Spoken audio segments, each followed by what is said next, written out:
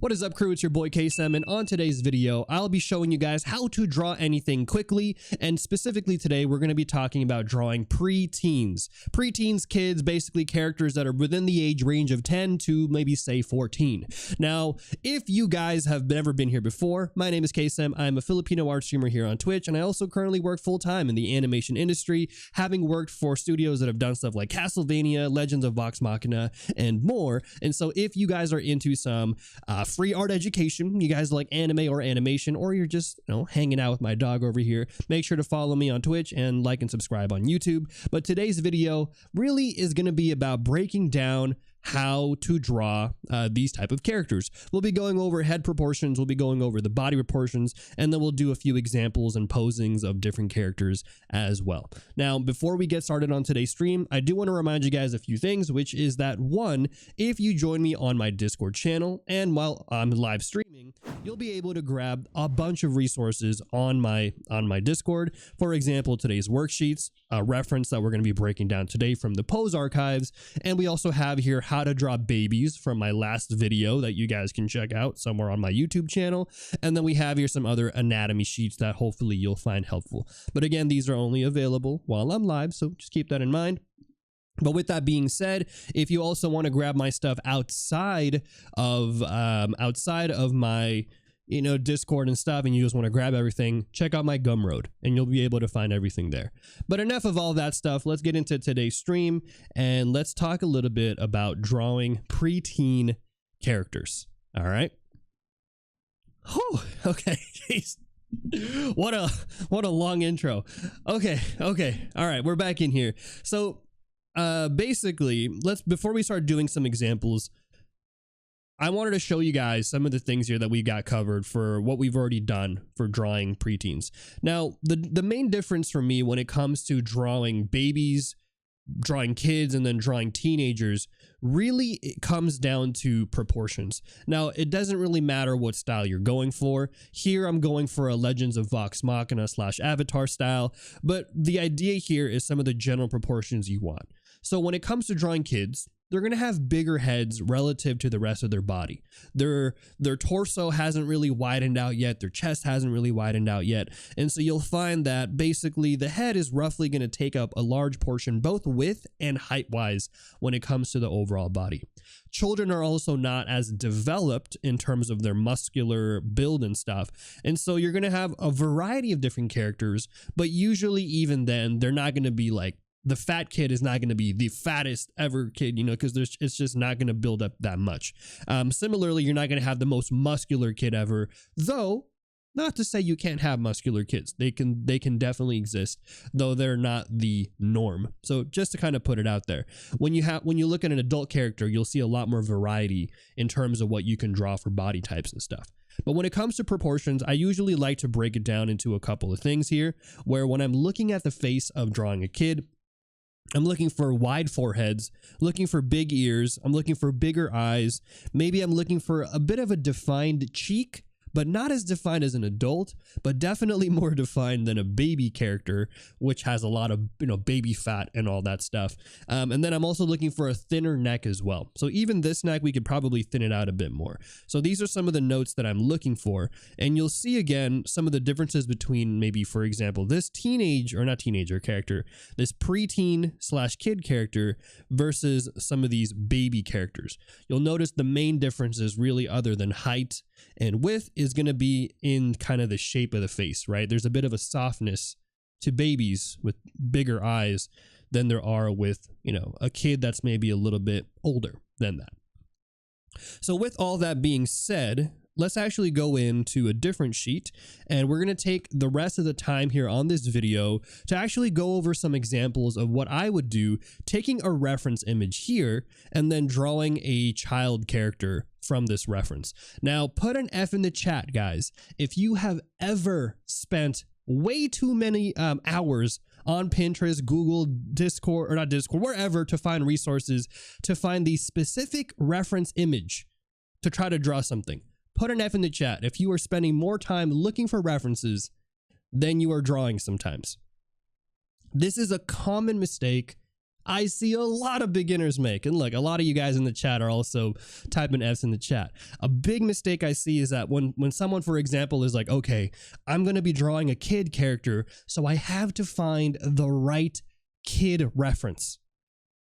I want you guys to draw smarter, not harder, okay? And so today's stream, in a way, will also be showing you guys what I do to be able to grab any reference image and use it to fit the character that I'm looking for, right? So this character, obviously she's not 10 years old, right? But we're going to use the pose and we're going to use our understanding of proportions and stuff to be able to draw this pose out a little bit better.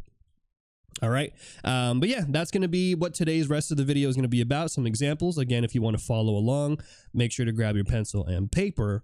But with that being said, let's get to it. Let's get to drawing. Whew. Okay. Well, anyways, now that we've got that out the way, take a breather and let's chill out. We go from YouTube mode to Twitch, chill, chatting, drawing mode. It is what it is, guys. So let's see. First thing I like to do, by the way, if you guys are wondering what the hell this is, you're like, Kaycem, what is this, dude? This like pentagram, cross, square, triangle thing. All I really did here was I just laid out a perspective grid. This is like my usual standard perspective grid. And something that I always tell people is whenever you're drawing a character, like a full body pose, right, head to toe of a character, I always recommend to draw, or at least think about, the perspective. And the reason why is because oftentimes, I used to do this a lot, and I'm sure a lot of you guys have done this yourselves. Put an F in the chat if you've done this yourself, right? You start to draw a character, right? And you start from the head and you start going down and going down and going lower and lower. And then you're kind of like, oh, shoot.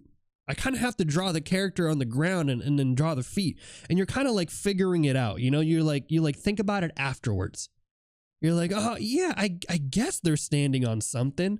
Let me figure that out. And you're kind of like, you know, I always tell you guys, think about these things ahead of time, right? If you know you're going to draw a full body pose for a character, think about the ground plane.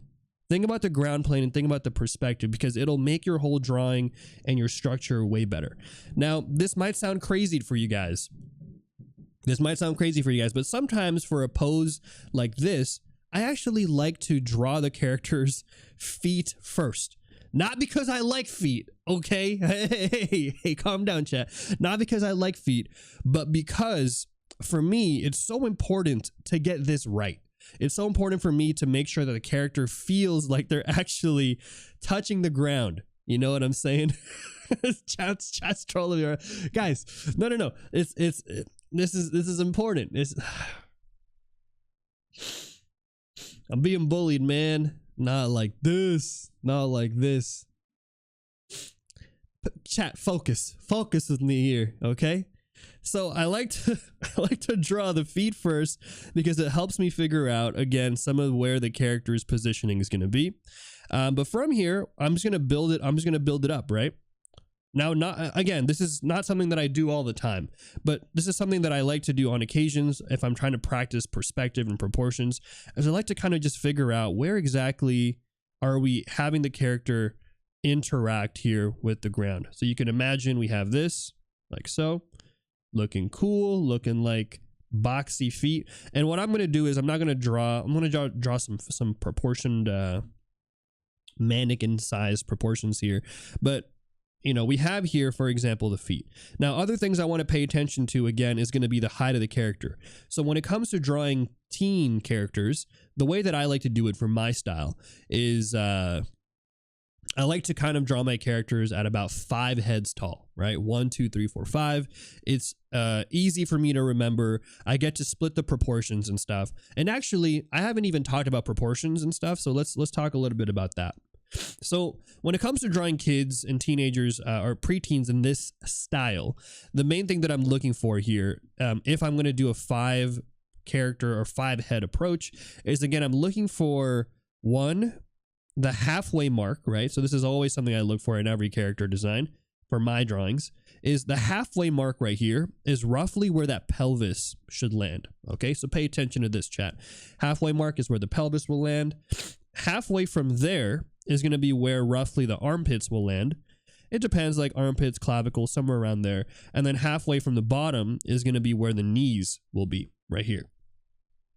Everything else you can kind of just approximate and stuff, but these are kind of the major landmarks I'm looking for, right? Top of the head, the armpit region right here, the pelvis region, and then the bottom of the knees. So you guys can kind of use that as a general guideline if you want to draw characters using these proportions. But again, I want to remind you guys that this is not the only way to draw characters. There are so many different styles and approaches, so don't feel like that's what you have to do. Now, with that being said though, now that I know that, I can actually go in here like this. And I can start lining it up the way that I want to line it up, right? So now that I have my 1, 2, 3, 4, 5 head character, I'm going to line up here. I want the pelvis to be around here. I want the armpits to be roughly around here. And I want the bottom of the knees to be roughly around here, right? So this is going to give me a nice, easy kind of baseline to again, think about the character before I've even put anything on the character here. So let's go ahead and put that pelvis on. And what I'm going to do is I'm going to try to match the gesture, right? So if you guys are unfamiliar with gesture, I'll have a YouTube video somewhere in my YouTube channel where you can actually go ahead and see how I approach gesture. But the main things I'm looking for are the overall curve of the character. So like right here, there's a nice curvature of the hip, and that's going to kind of flow into the knee right here, right? But again, remember that this is a kid character, so they're not going to have these crazy wide hips and whatever, right? These are things that you'll probably see as a character gets older and as they kind of develop and stuff. So we're going to just kind of do basic proportions like so. Where's the horizon line for this reference? For me, I actually put the horizon line right about here, center. But actually with this one, you can, yeah, I think it's right about center, actually. It's right about center. I think the camera that they're using is not a wide angle camera, and so you're not going to get as much depth on this one. But with that being said, you can actually get away with putting it at the top as well too, right? So you can kind of put it up a little bit higher as well. Let's see here. Can you drop the perspective grid on the server? Yeah, I'll upload this probably at the end of my stream. So that way, those of you who wanted to grab it and stuff, you guys can go ahead and do so. But the grid is actually pretty simple. It's just a vertical line, a horizontal line. I pick the center of that, and then I go bloop, bloop, and then I make a little box. Now, I know that that might be hard actually for some of you. So again, I'll share this one after, but yeah, we'll do it. We'll do it afterwards. Because right now, I'm in the zone. I'm in the zone. But also, guys, because I'm doing this all live over here on Twitch, if you guys do have any questions, please do ask away here, and yeah, I will be happy to answer them. And again, this is a big part of why I do these things live, and because I try to do these things real time, because I do want to show you guys the actual process that, you know, an artist goes through when it comes to drawing these type of characters and stuff, as opposed to just showing you like an edited version, right? Showing you a quick, like, boom, draw this, speed drawing and stuff. I want to genuinely show you guys what I'm thinking about. And so if you have questions, please do ask. And yeah, I'll be more than happy to answer. And also if there were like any clarifications that you guys might have as well. You know, maybe you're like, Kaycem, you said a whole lot of things and I didn't really understand what you were saying, man. I get it. But yeah, personally, I think that drawing kid characters like the ones that we have here are actually really valuable to learn, especially if you do want to work, for example, in the animation industry, or if you want to work in games, right? Really anything. If you want to kind of work in a production and stuff, learning to draw different types of characters is going to be such a valuable skill to learn, because it will most likely there's going to come a time where you're going to be asked to draw, other characters. And so being able to kind of practice and be able to understand how to study these type of characters and make your own interpretations for proportions, I think will be huge. So I want you guys to also think about it not necessarily as this is a video on how to draw children and only how to draw children, but I want it to be also a video of showing you guys how to study and break down different proportions and be able to make these analyses on how to kind of approach drawing anything, whether they be children, older characters, and so forth. How do you do the proportions for the width of the shoulders? How do you do the proportions? Yeah, so usually for kids, and again, I always try to preface this because I want to make sure you guys understand that this is not the only ways to draw kids, okay? Don't be like, Kaycem has shown me the way to draw children. The Kaycem way is the only way. No. This is not the only way. Every show will have a different style. Every artist will have a different style, right? So keep that in mind. But the way that I like to do it is I like to think of the width of the shoulders roughly as being about 1.5 heads wide. So imagine this is the width of a head, right? I guess it's 2 heads wide now that I think about it. 1/2 here, 1/2 here. So about 2 heads wide on either side. So, and again, these are exaggerated proportions. So like some kids are not going to have gigantic heads like this. The more realistic you go, the less, this will be true. So always keep that in mind whenever you're drawing your characters. Don't feel like you have to do that. So for example, this head, even though we drew it like this, it's a big part of it, again, is going to be a bit of a stylization, right? So,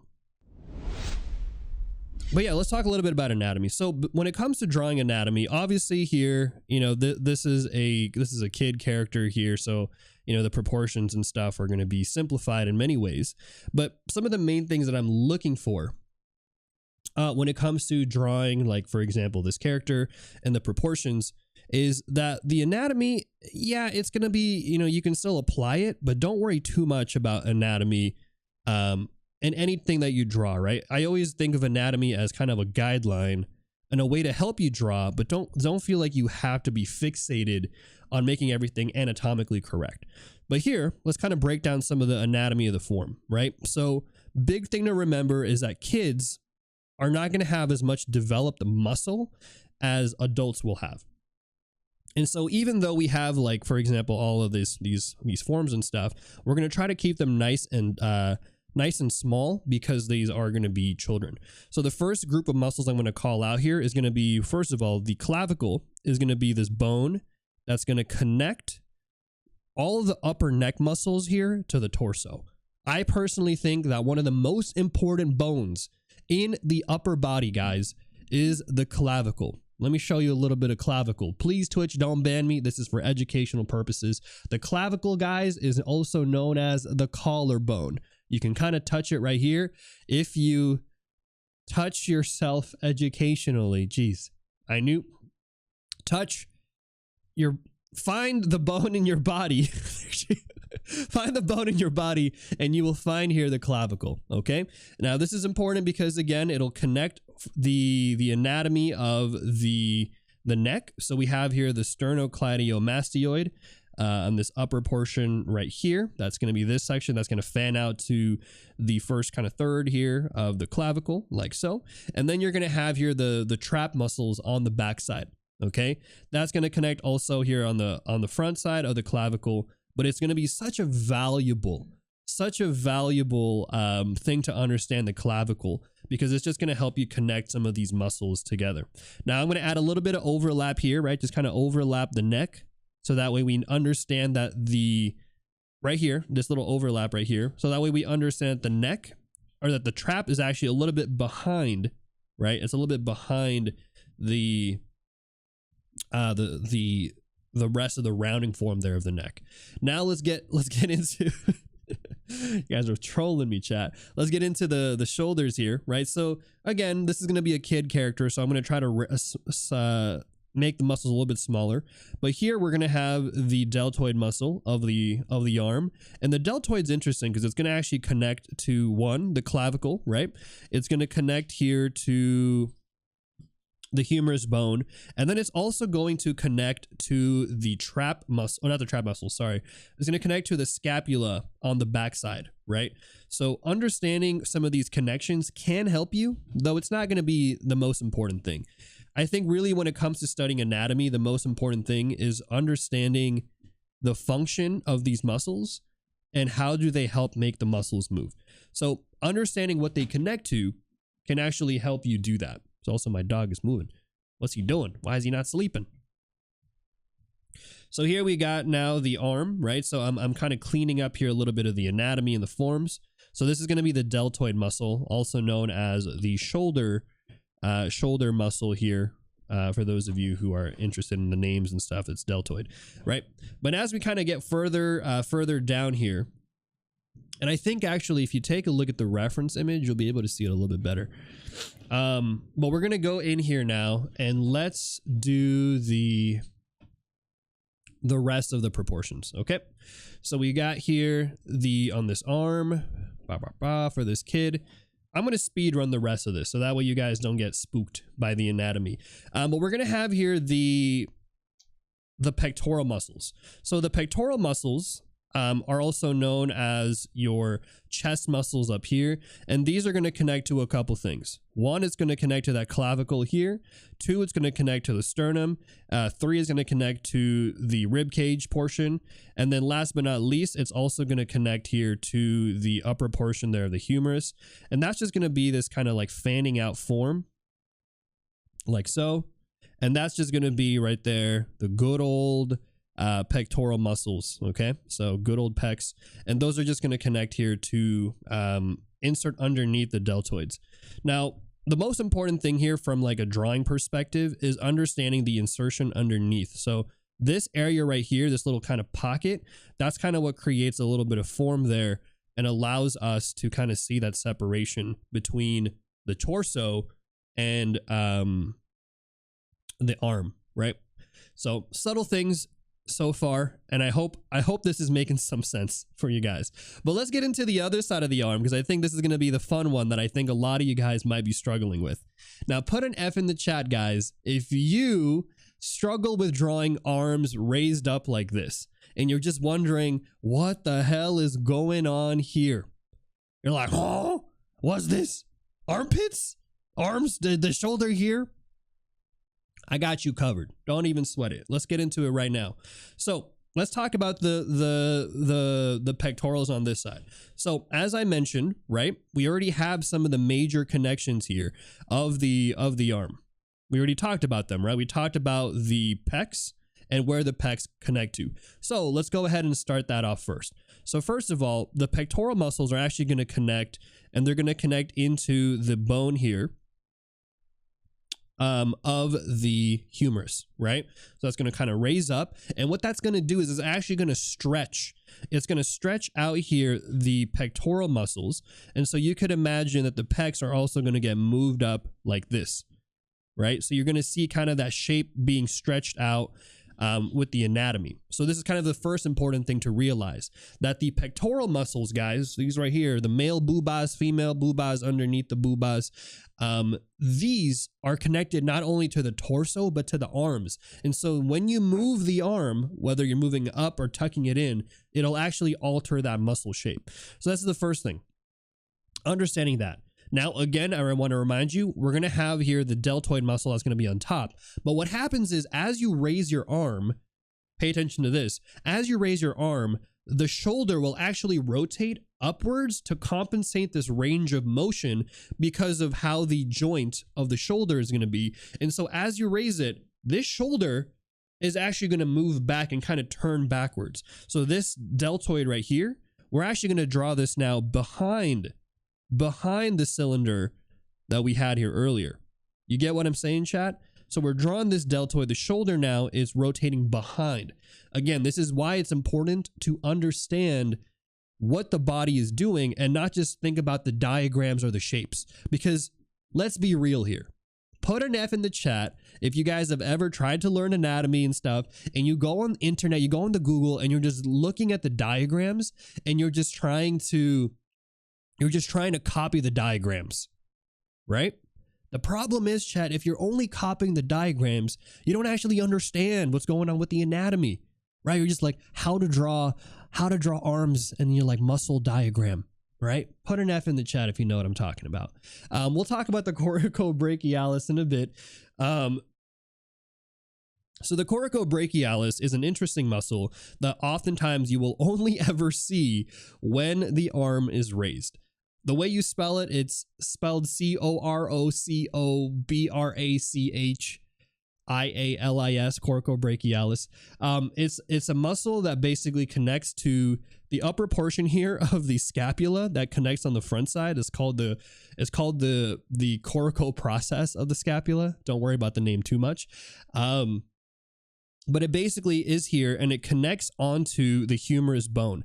And the reason why it's an interesting one to remember is because it actually showcases the direction of the arm. So if you know how the coracobrachialis is here, you can basically define the arm here. And then this coracobrachialis is actually sandwiched. It's sandwiched between two major muscles. One is the bicep. You guys know the bicep muscle, probably. It's the arm muscle here that is in charge of doing this, right? It's in charge of bringing the arm in. The triceps are in charge of kind of doing that external motion, right? So you have here this muscle. This is the bicep muscle here. And then underneath all that is going to be the tricep muscle. Now here is where things kind of get interesting, okay? If you guys are ever wondering like what the hell is going on here with the arms, basically the interesting thing here is that as the arm raises, you're also not just raising the arm sideways. You're kind of moving it forward a little bit, okay? Oh, a little bit forward more. And so what happens here is you're actually seeing the shape of the tricep like this. And the tricep is going to connect to the backside of the humerus bone, the backside of the scapula, right? And then right here, this right here, guys, this little section, this is it. This is the armpit. This is the section of tendon that basically connects the major portions right here of the backside of the muscles, right? Backside of the muscles. And then here's the fun part. This right here is the backside of the shoulder. This is that deltoid muscle, but on the backside that's connected to the scapula I was telling you guys about. But this is it. This is how the anatomy works. But again, I know I'm saying this is it, but it's a little complicated than that. There's a few other muscles here too. There's the teres major on the backside there. This is going to be the lat muscles right here, the tendon of the lat muscles. But this is effectively what we're looking at. Oh no, yeah, this is right here. This is it. This is the teres major right here. Because again, if you guys don't know, the teres major is an interesting muscle as well too, man. We're getting into it today. Oh boy. I want to preface here that today's stream is not dedicated to anatomy per se, but it's I think valuable to learn. But basically, you have two muscles, which is going to be the teres major and the lat muscles, right? These are going to be from the backside, and they're going to actually connect to the humerus bone here, and that's what actually creates. That's actually what creates kind of that wingspan effect, right? But yeah, I think that's mostly it for the arms, understanding kind of these major connections, and don't worry too much about them because again, there's a lot of them there.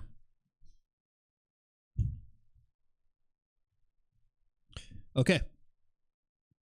A lot of long words. So we talked about the triceps. Let me see if there's anything I might have missed that I want to bring up with you guys. But let me know if this is making sense so far. I love anatomy, by the way, and I don't get to teach it as often as I used to, but I'm glad that we're going over it a little bit today. I'm glad that we're doing some of that today. So yeah, the teres major right here is going to connect onto the a little bit higher up, and then the lats are going to connect a little bit higher up right here into this humerus bone of the shoulder, right? But then you have here the triceps, right? The biceps, all of those are going to connect to that major group. And then we have here this interesting thing. So as we get the triceps moving in and stuff, we have here the triceps are going to basically connect to this tendinous area of the elbow. And this is what creates this like flattened shape right here for the elbow as it gets closer here to the arm, right?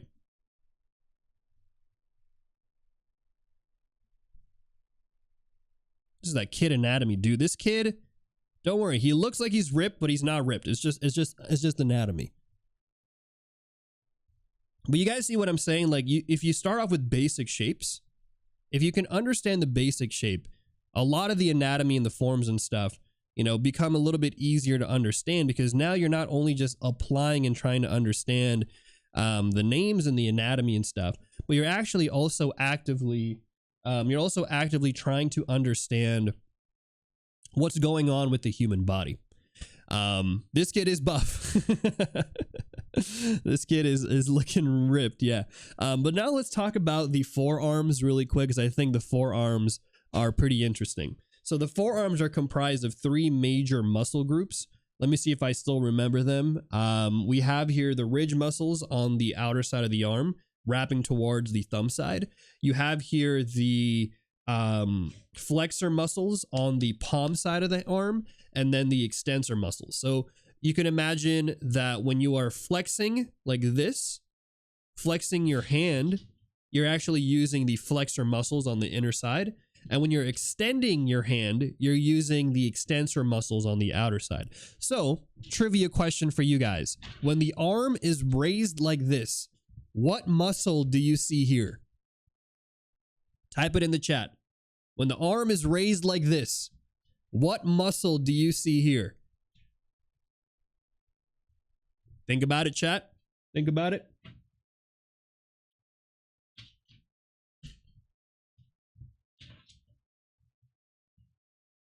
Let's see.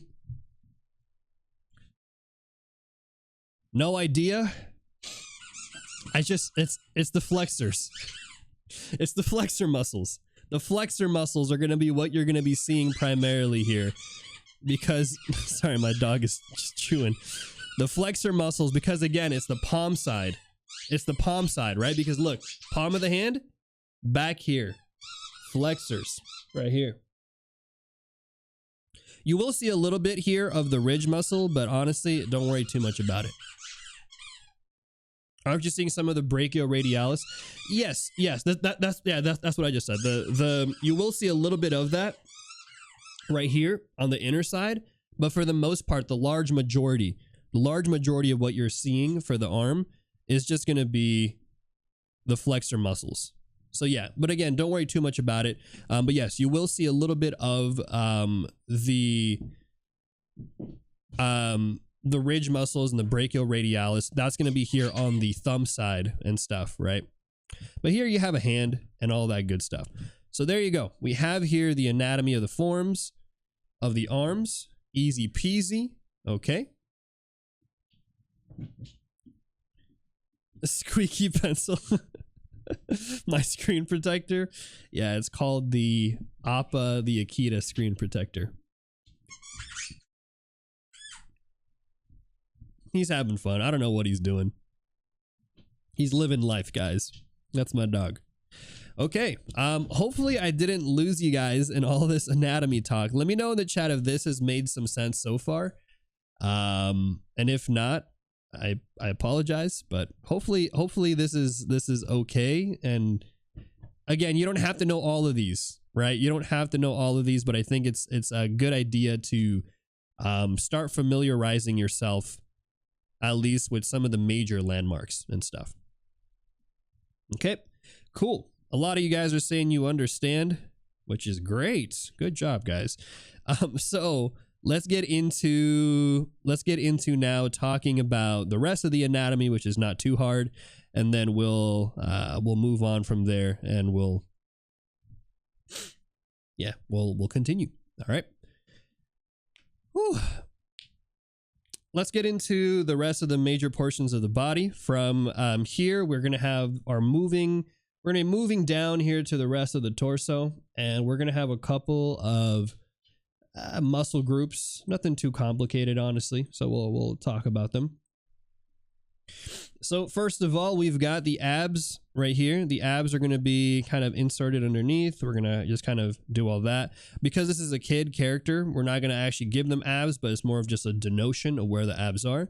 We're going to go ahead here and kind of find that rib cage for this kid as well. Kind of build out the forms. And we'll kind of just go from there. And again, I'm not trying to do too much of an anatomy today. I wanted just to mostly do the armpit area right here. Okay. This video will be on YouTube. Yeah, so this video will be on YouTube. And I'll try to get my editors to clean it up a little bit so it's not as like hectic and stuff. But yeah, you can find all these anatomy tutorials and all this stuff over on my YouTube channel, actually. But all right, let's go ahead and we'll talk about some muscle insertions here. And these are going to be the oblique muscles connecting with the serratus muscles, and then we'll have the oblique muscles like so. And again, I'm going to try to taper this out because I don't want him to look like a buff kid, you know, but don't worry too much about these muscle groups. I'm actually going to simplify these even further because again, these are not actually going to be visible, right? So don't worry too much about muscles and all of that stuff, okay? And then let's go in here and let's add the pelvis muscles. And we got all of that.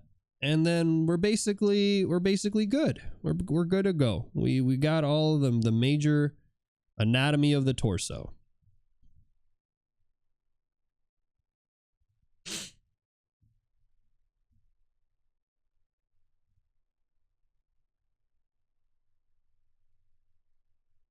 There you go. Nice. Yeah, welcome in everybody. What age child is this? So this is going to be the age range of about, I would say, for these type of characters, I would say I'd give them maybe somewhere closer to 13, 14. Actually, maybe like 12 to 10 to like 14. So these are, I consider these characters like preteen characters where they still have a lot of like underdeveloped muscles. The proportions are still very much kid-like, but we get enough of it to know and tell like, oh yeah, this is, you know, still a young character, but they're not like a baby, right? Let's continue here with the legs. And then what we'll do here is I'll talk about, so here's what I'll do. I'll talk about the legs on this side. And then we will, I think we will just get into, I'll kind of maybe not draw the leg on the other side, right? Because I think once you've seen it on one side, it's effectively the same muscles on the other side, right? Maybe you'll see a little bit more than other ones, but for the most part, that's going to be it. But here I'm drawing a curvature for the tibia. And then what I'm going to do behind that is I'm actually just creating here the calf muscles. The calf muscles are going to create that back portion. And this is a combination of the soleus and the gastrocnemius muscle for those of you that really want to know the anatomy. And then right here, we're going to have that shin bone. But then we're going to have some muscles here of the, first of all, the tibial tuberosity. That's connecting the, that's the bump there that connects the patella to the knee. And then we're going to have here the rest of the muscles, which I don't really care too much to name, but the tibial, the tibialis anterior is probably the most important of them. They kind of wrap around across, and then everything else just kind of creates that leg. And then that's about it. That's about it for the anatomy. Now there's obviously some feet stuff too, but don't worry about that. You can find all of that on my on my OnlyFans. No, I'm kidding. You can find that on my YouTube channel where I get more into detail of all of these anatomical groups under my 30-day bootcamp. And all the resources are also linked on my Twitch chat right now for those of you who want to see that. But yeah, I would say this is mostly it for the anatomy. Hopefully this was cool to see. And then I'm thinking what we can do now is let's actually get in here and let's maybe draw. Let's actually turn this into a character, right? Also, I don't really know what I'm doing for the design of this character. I'm just throwing out some shapes, but I'm trying to go for more of like kind of like a sci-fi type of shape design here. So different materials that we have layered on for the character. Maybe she's like a girl character, but we're trying to like, I'm getting rid of all the underlying anatomy. So you're kind of seeing some of that here. And then once we have a few versions of this, we'll probably design something a little bit more interesting. When using a line of action, how do you think of how it relates to the pose? I'm curious what your thought process is. Oh, the line of action.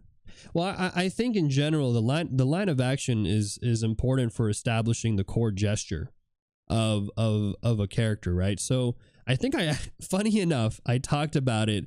I talked about it in one of my YouTube shorts where I was talking about how you can even determine a character's pose and their personality just from how you have them stand, right? If you have a character and if you have them lean a certain way, if you have them leaning forward or leaning backwards, that alone can actually act as a line of action that is simple, right? It doesn't have to be a crazy gesture like this or something like swooping, right? Like you can just have a character, and if they lean a certain way, or if they hunch like this, and this is like their head and this is their body and their arms are shrugged and stuff like that is already a pretty good indicator of a character and like their personality. So I think in general, line of action is pretty applicable to a lot of things, and it's really at the end of the day a core aspect of gesture drawing and stuff. Today, this is a wild turn of events for today's streams. We really are getting into some interesting topics, and I'm glad that you guys are asking these questions and we're having these topics, because, you know, yes, my tutorials and stuff are mostly about these things, but I think it's also valuable to spend some time to talk about these other aspects of being an artist. Because at the end of the day, a lot of it, you know, yeah, there's all the technical stuff, right? There's all the technical stuff that's valuable to learn when you're learning to be an artist and you're growing in your journey. But there's also, I honestly think the biggest challenge of being an artist as you improve is like battling yourself. You know, like in anything in life, right? It's always you. It's always you battling yourself.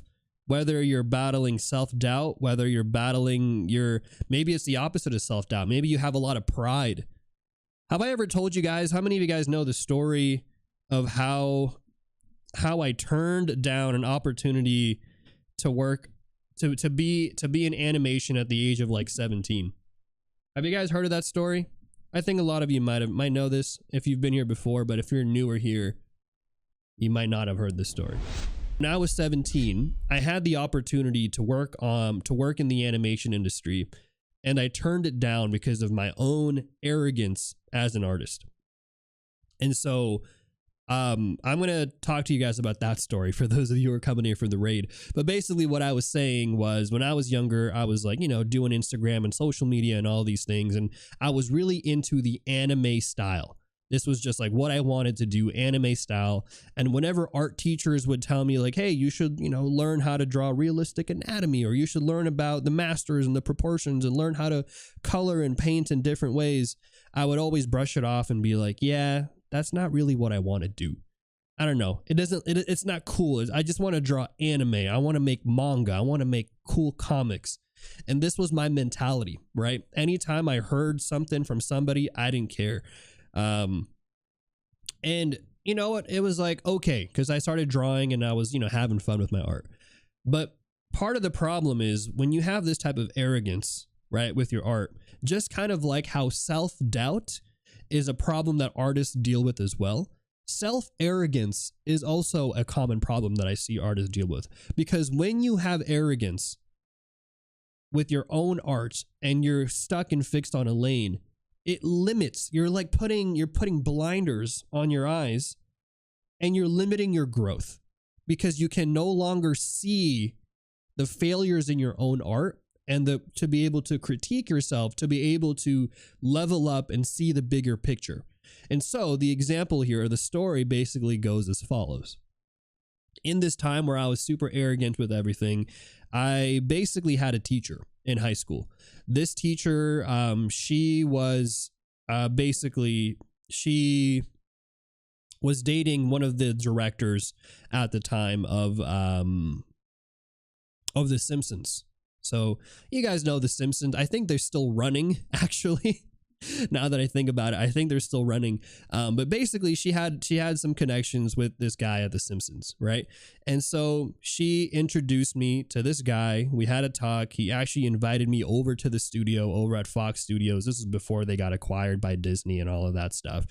And basically told me that if, I wanted to, by the time I finish high school or wrap around the end of high school, I could work on The Simpsons. It'd be a low paying job, industry start, entry level animation job, but it would be there, right? It would be a job that I would start out with. And you know what I did, chat? Can you guys guess what I did? Kaycem takes the job, right? And he starts off, and at the young age of 17, works in the industry and climbs his way to the top and becomes the best artist, whatever. Right? You know what I did? I said, I don't want to work for Simpsons. That's lame. That's not my style. Why would I want to work for that? I didn't say it that meanly, but I said in that variation. And then I threw away that opportunity because of my pride and my arrogance as an artist. And then you know what happened after that, right? I went to art school for another year. I dropped out because I couldn't afford it. I started getting imposter syndrome because I realized when I was in art school that I had very little knowledge of anatomy and structure and form, and I only knew how to draw in the anime style. And then I, left all of that. I didn't do art for basically many, many years because I studied computer science instead. I basically took a hiatus, and it wasn't until recently, the last couple of years in 2020, when I decided to restart drawing again and just delete everything that I knew in my mind and start fresh. And it wasn't until then that I was able to go and level up my art and actually pursue the work that I wanted to do. But you know what? I still remember this story because to me, it is a reminder. It is a reminder of again, arrogance and stuff, and also a reminder about patience and preparedness, and realizing that sometimes you're presented with opportunities, but if you're never prepared for it, then it's not going to go anywhere. So anyways, I bring all this up, guys. I bring all this up because I want to just let you guys know, as beginners and stuff, it's going to be a big challenge. The things that you're going to deal with to level up as an artist isn't going to be necessarily about the studying of anatomy. It's not going to be about studying the perspective and all this and that. A lot of the times, chat, is going to be about battling yourself and realizing how to either humble yourself or push yourself to be able to get to that next level. Yeah, I look back at myself and I cringe. Man, I cringe because I feel like, I don't know, it maybe would have been different, but you know what? I'm glad, because if I had chosen that path, I don't know if I'd be teaching today the way that I do with you guys, right? But I teach here and I share my info from the perspective of somebody who gave up art and tried to get back into it. That's and I don't think I would have been able to share that experience, because if I was just another, artist out here, professional, and I've got like 10, 15 years in the industry and stuff, I don't know. I wouldn't say I'm not as relatable, but I feel like because I think a lot of people share this experience with me, right?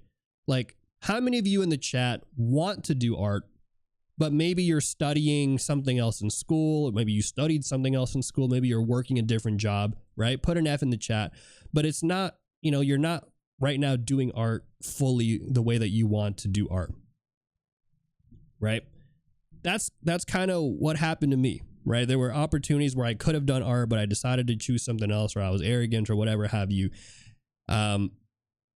And that's kind of really my audience, is I want to try to help the artists who are trying to improve their skills and trying to get better, but maybe you don't have the resources or the time, or maybe the confidence in yourself to pursue it more in a more full-time setting, right? But yeah, all I'm doing right now is just blocking in some like basic, these are like basic colors. Again, this is just a random character that we decided to whip up on stream. They have no lore yet, but chat, you guys can make lore for this character. Let's try to figure out, what's this character's name, man? What's their lore? Who are they? What is their purpose in life? This is like a sci-fi character, by the way. I wanted to go for more of a sci-fi style, more of like a sci-fi outfit. So that's kind of the vibes of the clothing and the material that I picked out for this guy. But like, yeah, what's their purpose, man? Sometimes it's important to come up with the story for a character. Everything about your art is great. I'm grinding. Oh yeah, by the way, the video is done. We've just been hanging out here. Pause the music. The video is done. In terms of YouTube, this is the part of the video where everyone says bye YouTube in the chats. Everybody type in bye YouTube. I totally forgot we were making a YouTube video, but if you guys are watching from YouTube, make sure to like and subscribe, and then also check me out on Twitch. And yeah, if we're here on Twitch, we're still hanging out for a bit, so we're here. Yeah, we're saying bye to YouTube. Dude, I was just having fun with you guys and I totally forgot.